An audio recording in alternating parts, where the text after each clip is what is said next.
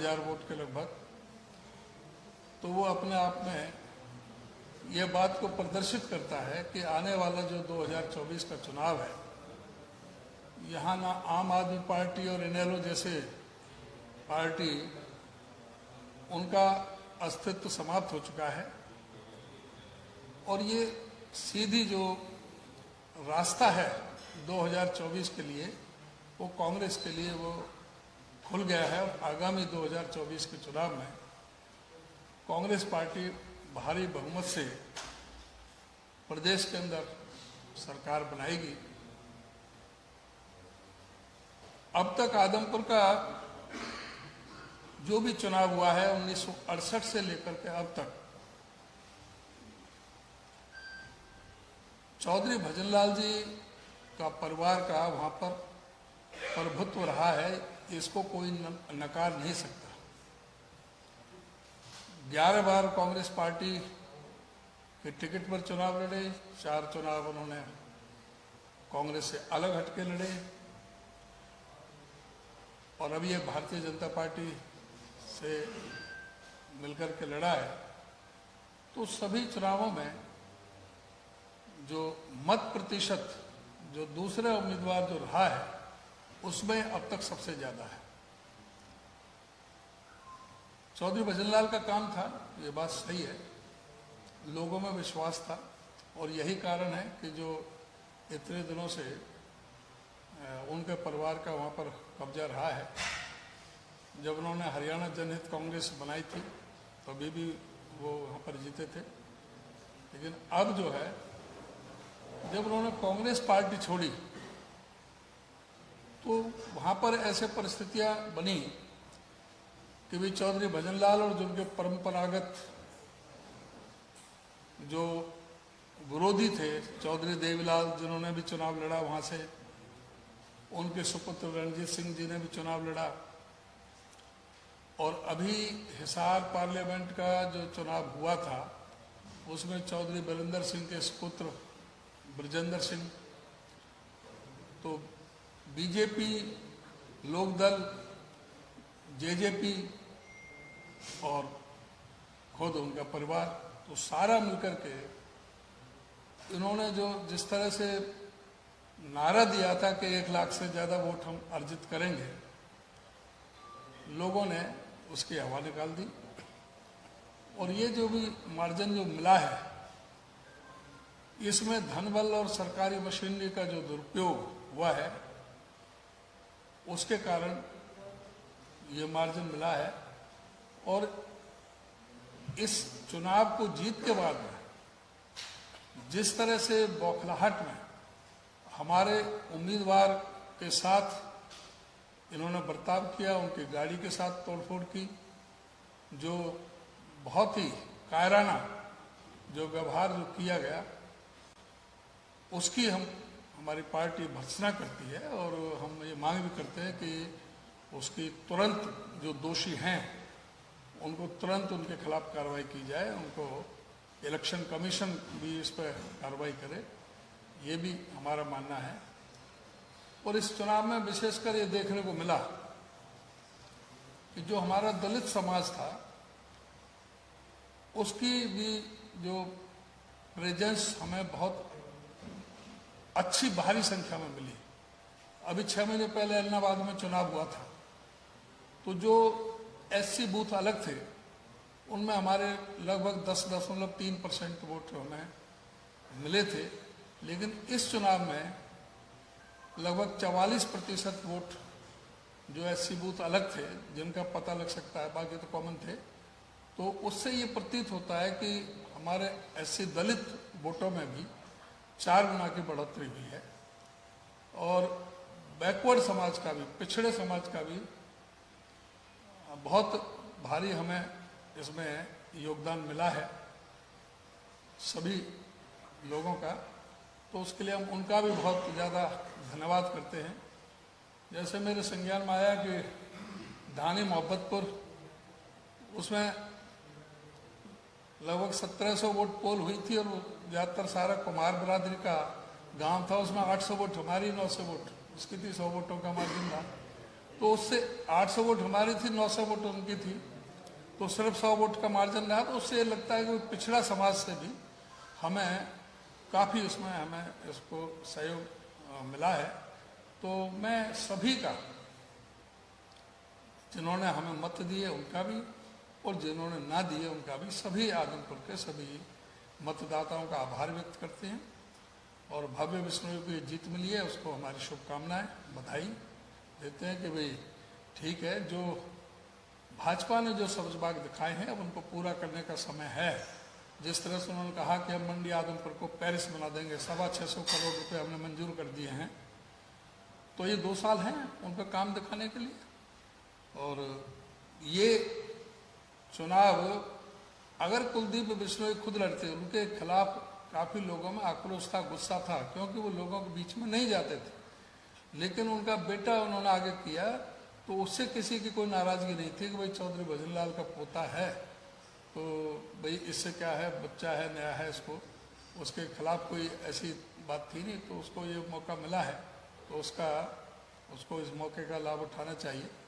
और हमें ये उम्मीद है कि 2 साल बाद 2024 में जो चुनाव होगा, इसी आदमपुर से कांग्रेस पार्टी का उम्मीदवार भारी बहुमत से जीत दर्ज करेगा। और ये भी आप कह सकते हैं कि जो हमारे 2014 में ये हचका से थे, हमारा कांग्रेस पार्टी का उम्मीदवार था, उसकी 10,000 वोट आई थी, अब 52,000 वोट आई, 5 गुना वोट की बढ़ोतरी हुई। जब भी कांग्रेस पार्टी का उम्मीदवार था, 14 में भी इनकी लहर थी, और इसमें 19 में भी जो इनकी जो 30,000 का जो मार्जिन था कांग्रेस पार्टी से, अब वो घट करके 15,000 रहा है।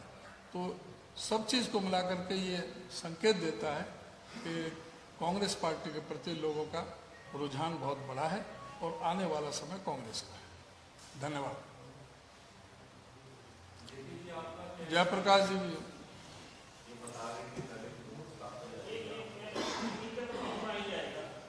इनका भी हो जाए फिर।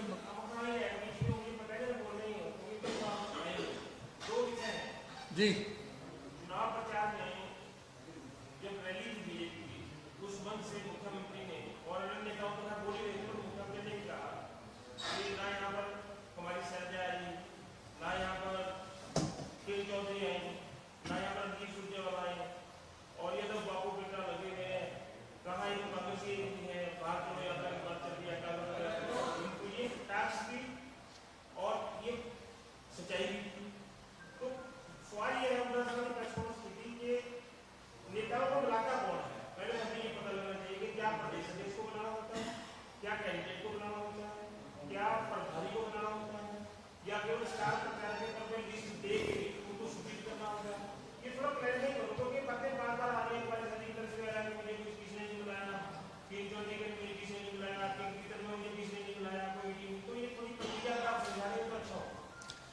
देखिए, ऐसा है कि भारतीय जनता पार्टी के भी स्टार प्रचारकों की लिस्ट जारी हुई थी, उनके भी 38-39 थे। क्या वो सभी वहां पर थे? नहीं, हमारे भी तो ज्यादा थे। हमारे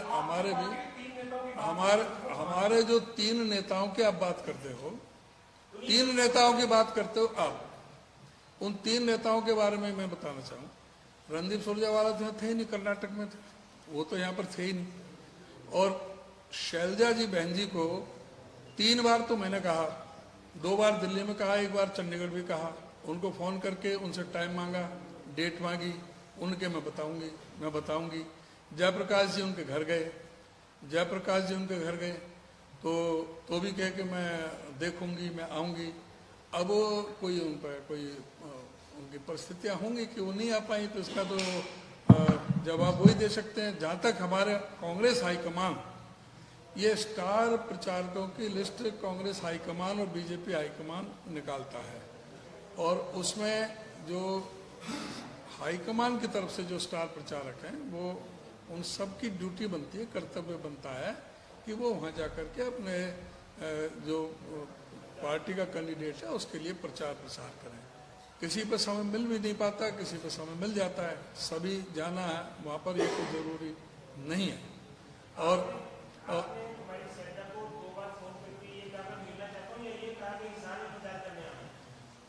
मैंने उनसे ये कहा कि आप मुझे बताओ कि आप किस डेट को प्रचार करने का लिए समय निकाल सकती हैं, वो तारीख पर हम व्यवस्था कर दें उस तरह से। तो उन्होंने कहा कि मैं आपको बताऊंगी। और एक दिन जब फाइनल हो रहा था टिकट का, मैंने कहा कि आप आइए, तो कह रही कि मेरे को फीवर हो गया। मैंने कि मैं आपके आ जाता हूँ, आपका कोई किसी तरह का कोई सुझाव है तो आप बताएं। उन्होंने मेरे से नाम पूछा कौन कौन टिकटार्थी हैं, वो मैंने बता दिए। फिर मैंने कहा मैं घर आ जाता हूँ, तो बोली मुझे टेम्परेचर है, मैं मिल नहीं पाऊंगी और मैं बाद में बताऊंगी। तो वो ये बात हुई थी। ये सारी चीज़ें और पार्टी के लेवल की चीज़ें, ना ये प्रेस कॉन्फ्रेंस की हैं। पर चलो जो ना आप ये बता दें, ये इस तरह की बातें करने से, और इसकी स्पष्टीकरण आप शैलजा जी से, बहन जी से ही पूछो तो बेटर है। और वो नहीं आई तो नहीं आई, कोई ऐसा जरूरी नहीं है कि उनका आना जरूरी था।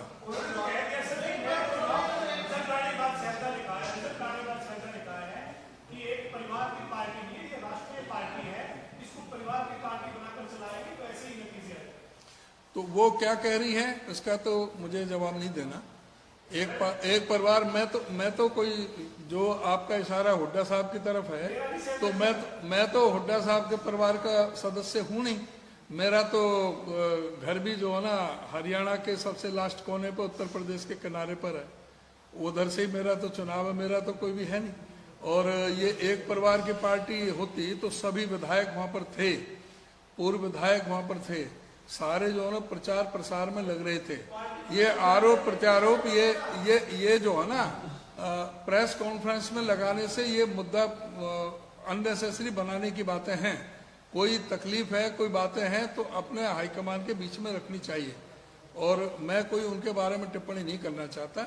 उनको किसी तरह की कोई शिकायत है तो वो हाईकमान के बीच में कहें, या कोई प्रेस के बीच में कहना ये अच्छा नहीं है। वो बहुत सीनियर वरिष्ठ नेता हैं, हमारी पार्टी की अच्छी वरिष्ठ नेता है, आज भी बहुत सम्मानित हैं, हमारे लिए सम्माननीय है। तो इस तरह की बातें प्रेस के अंदर नहीं करनी। किरण चौधरी मेरी तो नेता नहीं है। किरण चौधरी, अब आप ये कहो, किरण चौधरी को कहा है जयप्रकाश जी ने। जहां तक किरण चौधरी कहती, किरण चौधरी की तरह के हमारी पार्टी में ये सारे जो स्टार प्रचारक हैं तकरीबन हैं। और किरण चौधरी मैं अपने आप से उसे कोई इतना बड़ा नेता नहीं मानता है कि जो किरण चौधरी के बगैर ही नहीं होगा। किरण चौधरी ने जिस तरह की बयानबाजी की है, उनको खुद को अपने आप ही संयम में रखना चाहिए। और जिस तरह से नहीं, कोई किरण चौधरी कोई मैटर नहीं है। मैंने बता दिया ना कि किरण चौधरी का कोई नहीं, अगर उसको कोई तकलीफ है वहां जाके बताए। और आप बताओ ना कि अरविंद शर्मा मुख्यमंत्री के बारे में क्या कहता है। अरविंद शर्मा क्या कहता है, आपका जो राम कुमार गौतम दादा क्या कहता है, देवेंद्र बबली क्या कहता है अपनी सरकार के बारे में, नहीं बताते। राव इंद्रजीत नहीं आया, कृष्ण पाल गुर्जर नहीं आया। और दूसरा उनके जो वरिष्ठ नेता है प्रदेश के, राव इंद्रजीत सिंह है, कृष्ण पाल है, रतनलाल कटारिया है। कौन से नेता उनके पहुंचे थे? ये ऐसा नहीं है कि सभी नेता पहुंचे। आप एक आदमी का, किरण चौधरी का बार बार नाम लेते हैं, किरण चौधरी। भाई किरण चौधरी ना तो सीएलपी है, ना वो पीसीसी है, ना वो कोई सीडब्ल्यूसी में है, ना कोई प्रभारी है। उसको किस हैसियत में जो है ना कि हम उसको टिकट के लिए बंटवारे में हम उसको शामिल करते। उसको क्या बड़ौदा में शामिल किया था, क्या अहमदाबाद में शामिल किया था? ना उनको बड़ौदा में कोई शामिल किया गया डिसीजन में, ना उनको इलाहाबाद में शामिल किया गया, ना उनकी हैसियत इसमें शामिल करने की थी जिस हैसियत से हम उसको बुलाते।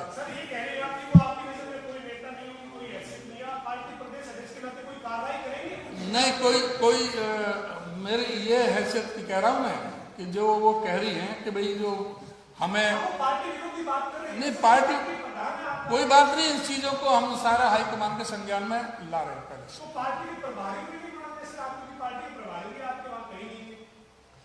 पार्टी प्रभारी इस समय सबके रिजाइन हो चुके हैं। पूरे हिंदुस्तान के जितने प्रभारी हैं, नए प्रभारी नियुक्त होने। इस समय कहीं भी किसी प्रदेश में कोई प्रभारी नहीं है। अभी सारा बदल चुका है मामला। राष्ट्र अध्यक्ष हमारे बन चुके हैं और अब वो प्रभारी नियुक्त किए जाएंगे, वो बहुत जल्दी ही आ जाएंगे। अभी इस समय सभी प्रभारियों के उसमें रिजाइन हो चुके हैं, सबके रेजिग्नेशन जा चुके हैं। जी ऐसा है, मैं कहता हूं, सबसे पहले तो देखो, जनता का जनादेश पार्टी ने भी स्वीकार कर लिया और मैं भी करता हूं। मैंने पहले दिन ही कह दिया था कि प्रजातंत्र में जनता फैसला करती है, ना कि कोई व्यक्ति विशेष।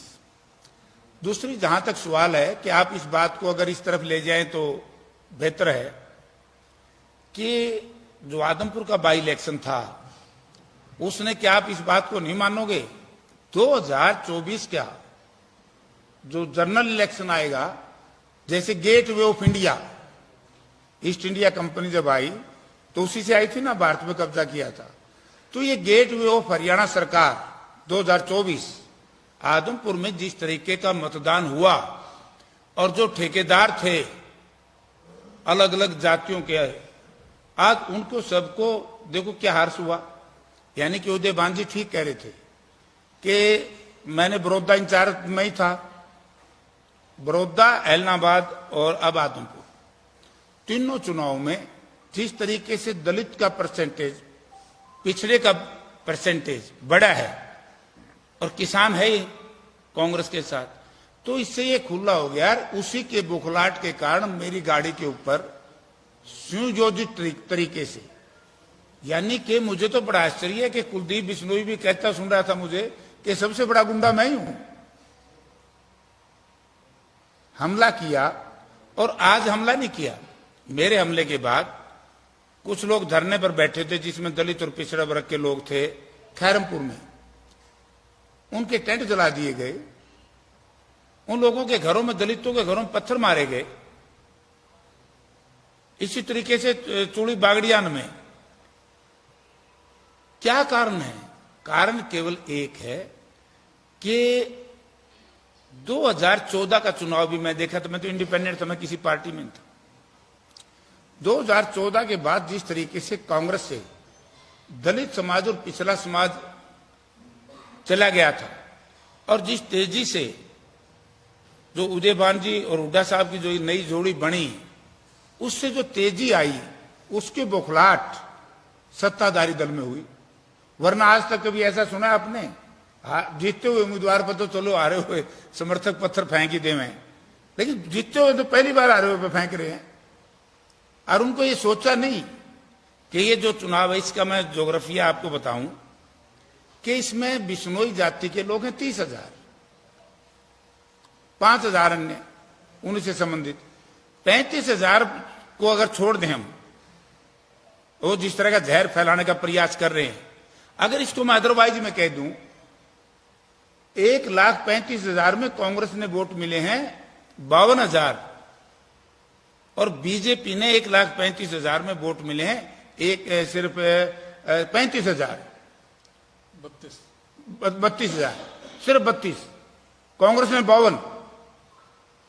तो ये तो एक सीट की है, क्योंकि जो 35,000 वोट हैं ये तो 89 सीट में नहीं है ना। तो आपके मुताबिक बिश्नोइयों के वोट की कांग्रेस को कोई जरूरत नहीं है? कौन कहता है? भाई नहीं दी उन्होंने, नहीं बाकी जगह है नहीं ना, बाकी जगह है नहीं। मैं ये कह रहा हूं सिंह साहब कि बाकियों की जगह वहां है ही नहीं। अगर कैथल में जाओगे, जींद में जाओगे, बिश्नोई तो नहीं है ना। फतेहाबाद में कितने हैं? नहीं चाहिए, वो तो जो कैंडिडेट होगा तो उसके हिसाब से मिले। मैं शहर की बात बता रहा हूं, आदमपुर की। अगर उन्होंने और जातियों को नहीं चाहिए क्या? बीजेपी ने अकेला बिश्नोई चाहिए? अबे अगर यही बात है तो बीजेपी ने बांटा।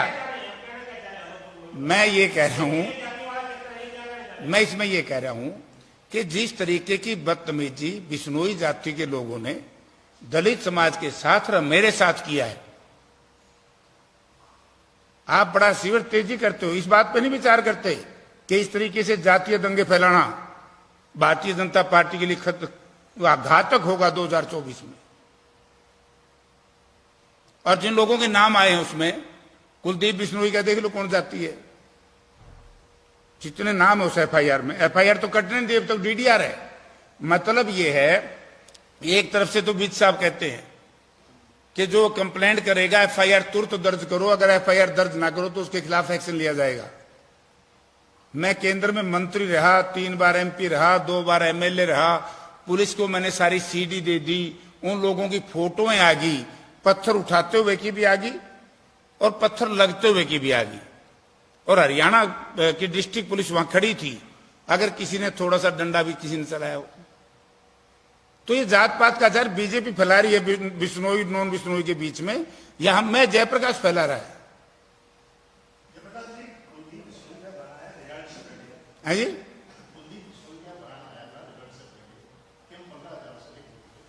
65, उसने तो ये कहा था 35,000 से कम जीत्या, मैं जीत नहीं मानूंगा। नहीं, मैंने गणित बता दिया। गणित तो यही था कि उन्होंने जिस तरीके से सत्ता का दुरुपयोग बताता हूं मैं, हमारे एजेंटों को उठा लिया गया। हमारे जो पोलिंगों के ऊपर थे, आपको याद होगा, हमारे विधायक है बालू इंदुराज, उसको चूड़ी बागड़ियान से उठा करके हंसी छोड़ दिया। हमारे अनिल मान हैं, उनको बाढ़समंद से उठा करके चौकी में बंद कर दिया। हमारे सुब्बे सिंह हैं, उनको उठा करके सदर थाने में बंद कर दिया। यानी कि पोलिंग वाले दिन हमारे कार्यकर्ताओं को जो वोटिंग करवा रहे थे उनको जेल में डाल दिया, हवालातों में बंद कर दिया। और जब मैंने एसपी से बात करी, अगर एसपी मना करता है तो मेरी कॉल डिटेक्ट में करके लोगों के बीच में रखूंगा। यानी कि हरियाणा हिसार पुलिस ने जिस तरीके से हमारे पार्टी के शीर्ष कार्यकर्ताओं को, क्षेत्रीय नेताओं को हवालातों में बंद कर दिया, थानों में बिठा लिया, और पैसे का दुरुपयोग। गोपाल कांडा का सारे व्यक्ति जानते हैं। एक कोई अजय सिंह की पार्टी में था, कलरक बलरक था, नाम तो पता नहीं उसका क्या है, मिन्नू बेनीवाल। अब आप देखिए, मिन्नू बेनीवाल 3 गाड़ी, और गाड़ी भी वैल्यू पता है कितनी है गाड़ी की? 80 लाख रुपये एस्कॉर्ट पायलट में चलती।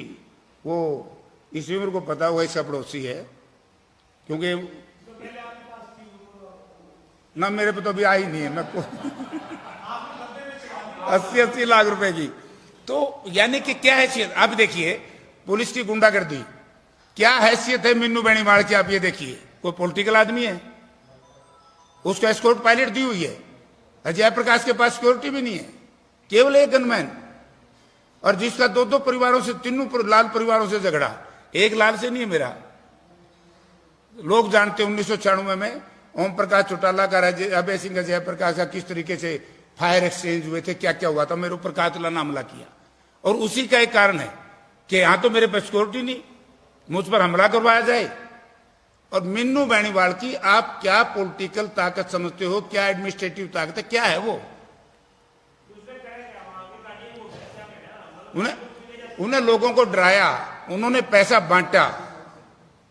और मैं एक जगह नहीं, आप देखिए काली रावण की गौशाला में 50 लाख रुपए दिया है, डाणी खासा में 50-25 लाख रुपए दिया है। कहीं नाला की कहते हैं तुम्हारा नाला बना दूंगा, ये तो उसकी घोषणाएं हैं। तो ये क्या सामान है, ये कौन मटेरियल है ये मिन्नू बेनीवाल जो इस तरीके से करोड़ों रुपए बांट रहा है? ये कौन सा मटेरियल है? कोई सरकार में है या कोई प्राइवेट कहीं किसी का करिंदा है या कोई पॉलिटिकल आदमी है, कौन ये? तो ये ऐसे बैड एलिमेंट्स को जिस तरीके की छूट दी तो उसका चुनाव के नतीजों पर असर पड़ा। वरना तो 31 तारीख तक तो सबको पता है कि जे भारतीय जनता पार्टी सत्ता का दुरुपयोग ना करती, ये तो ये कहते थे 1 लाख वोट मिलेंगे। श्रीमान जी आप भी कहते थे ना 1 लाख मिलेंगे, कहां गए? 67 पर रुक गए। और अगले चुनाव में 35 से ऊपर नहीं जा पाएंगे, जनरल इलेक्शन होगा और मैं ही चुनाव लड़ूंगा। क्यों छोड़ दिया कलायत? तो आदमपुर की बात हो रही है, कलायत की हो रही है? क्यों छोड़ा कलायत भाई? कलायत लड़ेंगे, आदमपुर में लड़ूंगा। हाँ लड़ेंगे। और बोल, मैं उन नेताओं की तरह नहीं हूं। अब मेरा सुनो, मैं उन नेताओं की तरह नहीं हूं जो कायर और कमजोर प्रवृत्ति के लोग हों, जगह छोड़ के दौड़ जाए। और जहां तक सवाल आप पूछ रहे थे अध्यक्ष जी से, शैलजा जी के मैं घर गया था, मैं शैलजा जी के घर गया था हिसार। मैंने 2 बार टेलीफोन किया था, किरण चौधरी को मैंने टेलीफोन किया था, मैं समय गया। यस, मैंने ये कहा कि बहन जी मैं नॉमिनेशन दाखिल करूंगा, आप आ जाओ। तो उन्होंने कहा कि मैं राहुल जी की यात्रा में जा रही हूं। दूसरी बार मैंने टेलीफोन किया कि मैं आपका चुनाव के लिए टाइम दे दूं प्रचार के लिए, ताकि हम व्यवस्था कर दें। तो उन्होंने कहा कि मैं देखती हूँ, मैं हिसार आती हूँ। तो मैं हिसार मिलने गया, 1.5 घंटा तक मुझे बाहर बिठाए रखा। पोलिंग के समय में उम्मीदवार को यदि ये स्टार प्रचारक 1.5 घंटा 2-2 घंटे बिठाए रखे, तो आप भी तो उसका मायना समझो ना, लोग भी उसका मायना समझेंगे कि क्या कारण था। बुला लिया और मुझसे कहा कि भाई मैं समय दे दूंगी। अब नहीं समय दे तो फिर गलती उनकी है भाई, हम क्या करा। लेकिन ये बात मैंने कल 2 दिन से मैं प्रेस कॉन्फ्रेंस सबकी पढ़ रहा हूं, ये अच्छी चीजें नहीं है भाई। जिस तरह पार्टी प्लेटफॉर्म पे बात करनी चाहिए, ना कि प्रेस के माध्यम से। अगर किसी को ग्रीवेंसेस जयप्रकाश के कैंडिडेचर से है तो विरोध करना चाहिए था ना। जयप्रकाश टिकट मांगने नहीं गया, जयप्रकाश को तो बुला के टिकट दी थी।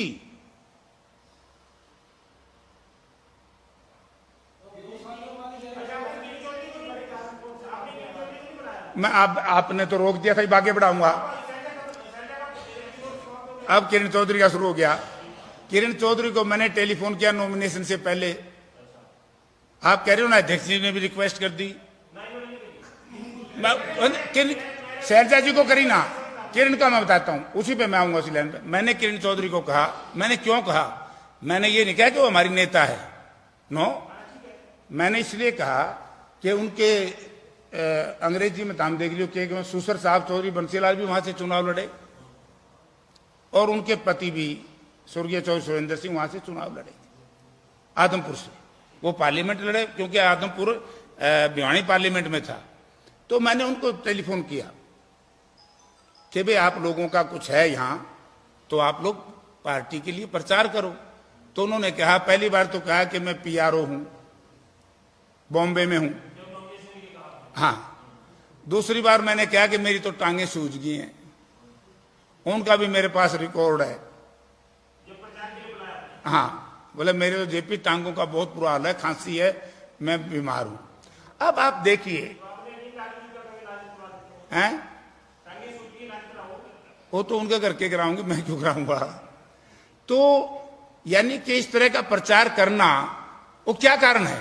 कारण ये है, आज तक जितने भी, चाहे चौधरी स्वर्गीय चौधरी देवलाल का परिवार हो, चाहे स्वर्गीय चौधरी बंसीलाल का परिवार हो, या रणजीत सिंह हो, मतलब जितने भी चुनाव लड़े हैं, सबसे हाईएस्ट वोट पहली बार 42,000 भी जयप्रकाश ने लिए थे।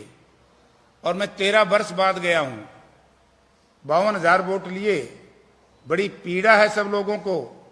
आज भारतीय जनता पार्टी की बुखलाहट तो है ये, कभी किसी पे हमला करवा रहे हैं, किसी पे हमला। और मुझे तो आश्चर्य इस बात का, गृह मंत्री पे आता है, हर रोज दलित समाज के लोग नारेबाजी कर रहे हैं आदमपुर में, और किसी पे FIR दर्ज तक नहीं हो रही। तो इसलिए ये जो चुनाव है, इसमें कांग्रेस पार्टी ने ये दिखा दिया कि 14 से लेकर के, मैं एक और कहना चाहता हूं, आप लोगों में से बहुत से नहीं जानते होंगे, दलित समाज के सबसे बड़े नेता थे स्वर्गीय चौधरी चांदराम एक जमाने में।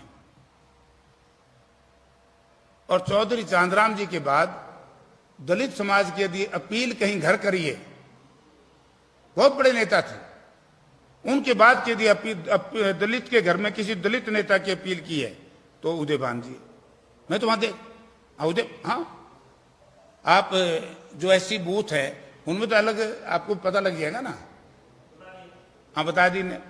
तो ये जो कुछ लोग हैं बीजेपी के, या बीजेपी के जो लेफ्ट राइट या बैक सपोर्टर, उन सबको पीड़ा होगी कि वे 2024 की सरकार आएगी। अब ये सरकार का फैसला तो लोग करेंगे ना मैं कर सकता ना आप कर सकते, और इसीलिए सरकार पीड़ित है, सरकार बड़ी भयभीत है इस नतीजे से।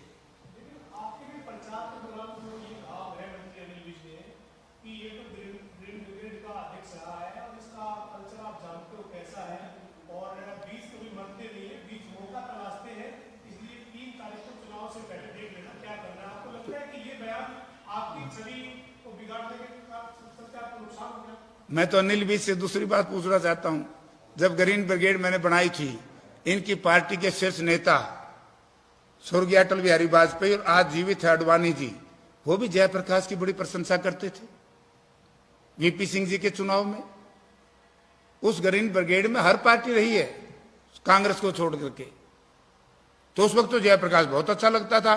जब 1996 में जयप्रकाश और बीजेपी का गठबंधन हुआ था हरियाणा विकास पार्टी का, जब तो जयप्रकाश की बड़ी प्रशंसा करते थे। आज जयप्रकाश में वो कमी है तो उसको तो, अगर जयप्रकाश, मैं तो नहीं कहता कुलदीप बिश्नोई की तरह मैं गुंडा हूं, मैंने ना जीवन में कहा, क्योंकि गुंडे की परिभाषा अलग होती है पॉलिटिकल, क्योंकि मैंने छात्र राजनीति की है।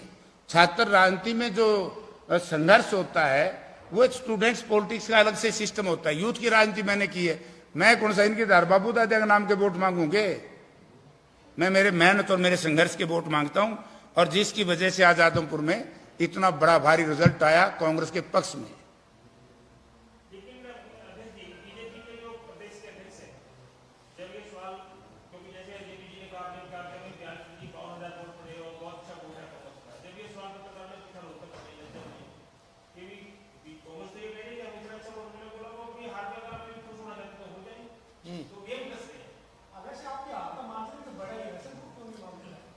घटिया नहीं मानता, 19,000 से 30,000 से 15 पाया गया, यूं नहीं मानता। बड़ा है वोट बढ़े तो वोट परसेंटेज भी बढ़ा है। अब 40%,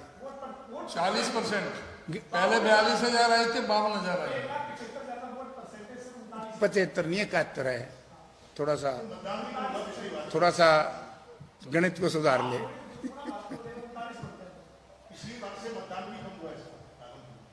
देखो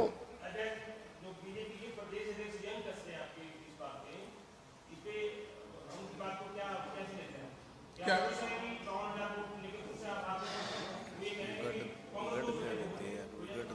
धनखड़ जी खुद कहाँ खड़े हैं, उनको खुद को पता होना चाहिए कि वो अध्यक्ष रहते हुए, मंत्री होते हुए, सारा मंत्रिमंडल भी साफ हो गया, तो खुद भी मंत्री रहते हुए चुनाव नहीं जीत पाए और बुरी तरह से हारे थे।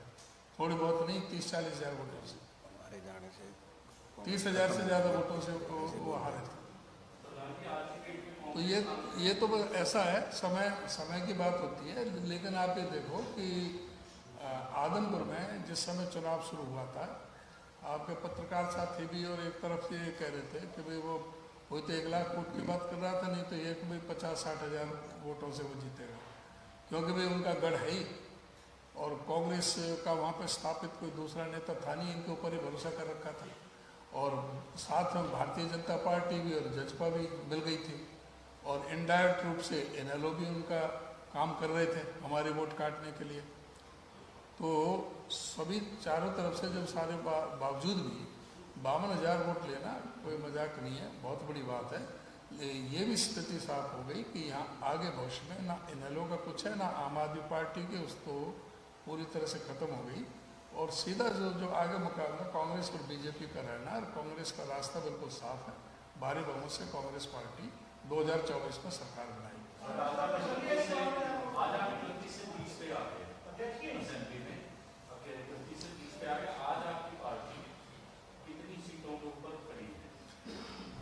ऐसा है कि हम 31 से 30 पर आए, इसमें कोई शक नहीं, और ये जो एक सीट थी ये हमारी सीट थी। लेकिन जैसा मैंने, आप बार बार उसी चीज़ को पूछोगे, ये कांग्रेस की बदौलत ये गढ़ बना था। कांग्रेस पार्टी ने चौधरी भजनलाल को 12.5 साल मुख्यमंत्री रखा, 11 बार टिकट दी, केंद्र में मंत्री रखा, तो उन्होंने वहाँ पर ऐसी जगह बना ली लोगों के अंदर कि लोग, और दूसरा कोई आदमी पनप नहीं पाया, अब तो इस बार तो एक तरफा लग रहा था कि वो एक तरफा जीतेंगे। वो हमारी पार्टी से तो धोखा दे करके वहाँ गए थे, और अब तो बीजेपी भी और वो जेजेपी का भी उनको सपोर्ट थी, और तीनों पार्लियामेंट में तीनों लड़े थे, तीनों वहाँ काम कर रहे थे, चाहे वो चौधरी बलविंदर सिंह के बेटा ब्रजेंद्र सिंह हो, चाहे दुष्यंत चौटाला हो, और चाहे मुख्यमंत्री भी और खुद चौधरी भजनलाल परिवार तो लग ही रहा था। एक सामान्य सा कार्यकर्ता जयप्रकाश जी वहाँ जाकर के चुनाव लड़ रहा है, उसको भी बदनाम करने का प्रयास किया गया। जैसे अभी बताई थी, कोई ग्रीन ब्रिगेड की बात कर रहे थे, कोई था वे बाहरी कैंडिडेट है, हर तरह से उनको प्रचारित किया गया, सारा मीडिया का इस्तेमाल किया गया, धन बल का इस्तेमाल किया गया, वहाँ पर अवैध शराब बांटी गई सारे लोगों के अंदर, जिस तरह से जो है ना पूरा संरक्षण में और एक तरफा कार्रवाई की गई सारा जो, और ये जो बहुत बड़ा उसमें जो जब भी बाई इलेक्शन होता है तो जो सत्ता में पार्टी होती है उसका झुकाव उसकी तरफ स्वाभाविक है। तो लोग सोच रहे थे कि 2 साल अभी चुनाव के बच रहे हैं, इन 2 साल में कुछ हल्के में काम हो जाएगा विपक्ष में रहने की बजाय, वो चाह रहे थे कि 2 साल में और कुछ डेवलपमेंट के काम हो जाए।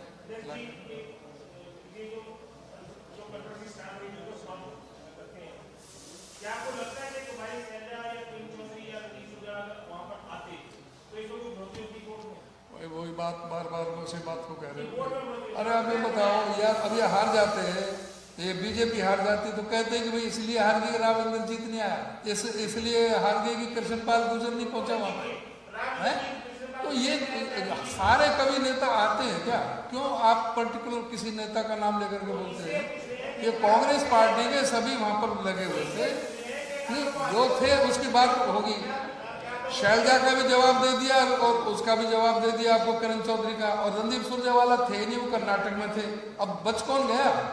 सारे वही थे। वही शांति से एक साथ थे, बात है उससे कंक्लूड करते हैं जी। एक मिनट।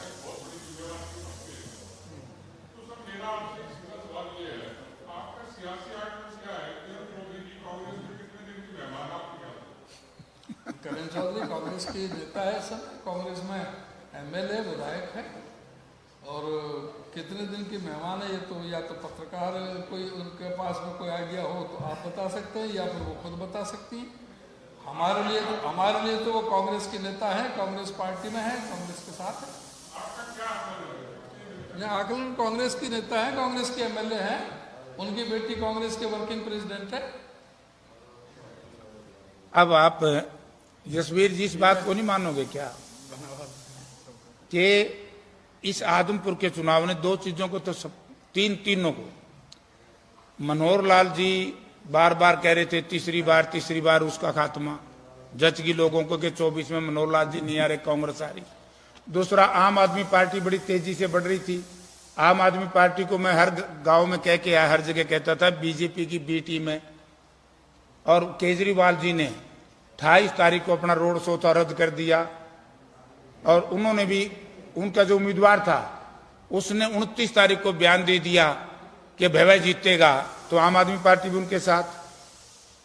ये जो इंडियन नेशनल लिखे हैं तो लोक दल भी नहीं बचा, वो तो दल बच गया, दल बच गया, वो दल भी उनके साथ। अजय सिंह ने सैकड़ों लोगों को टेलीफोन किए कि बीजेपी को वोट दो, बीजेपी उनके साथ, जेजेपी उनके साथ,